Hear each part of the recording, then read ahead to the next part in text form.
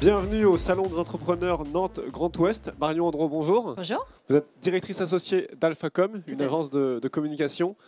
Tout à fait. À quel moment est-ce qu'un entrepreneur doit commencer à communiquer de façon professionnelle? Alors la question de la communication, quand on est créateur par exemple, c'est pas toujours simple parce qu'on veut faire savoir, faire connaître son entreprise, faire connaître son idée, et quelquefois il faut aller vite, donc occuper le terrain quelque part de la communication, mais on n'a pas toujours les moyens. Les moyens humains, c'est-à-dire que c'est du temps passé, ou les moyens financiers.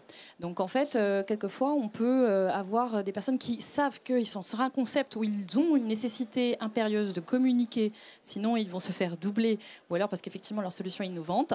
Et puis d'autres qui vont attendre, par exemple d'avoir des moyens, de lever des fonds, ou d'être à une étape de développement où là il y a besoin de se renforcer, de se structurer, de se faire connaître davantage.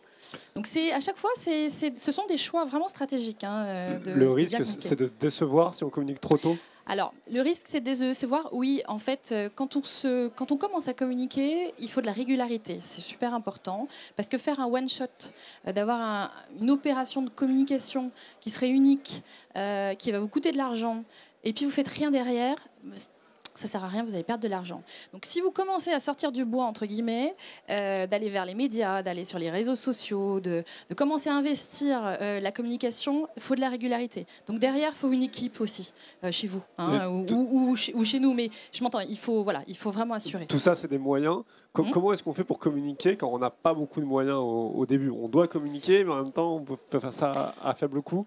Oui, alors j'ai envie de dire qu'en plus c'est plus facile aujourd'hui que ça n'était hier probablement. Parce qu'aujourd'hui on a des médias qui sont beaucoup plus accessibles.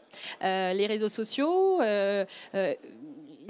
aujourd'hui, certains entrepreneurs se lancent sur Facebook et n'ont pas forcément de création de site internet.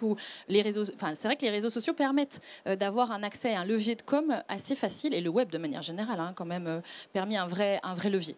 Donc, alors justement, communiquer devient malgré tout accessible au plus grand nombre. À quoi ça sert de passer par une agence professionnelle telle que la vôtre?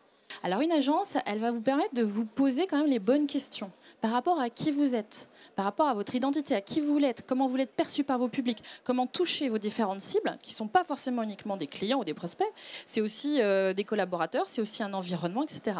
Et en fait, de prendre un peu de hauteur, parce que le risque, c'est de se disperser, c'est de dégainer un peu dans tous les sens, et puis au final, parce qu'on n'a pas vraiment réfléchi à ces messages, ça va paraître un peu confus et ça peut être un peu contre-productif.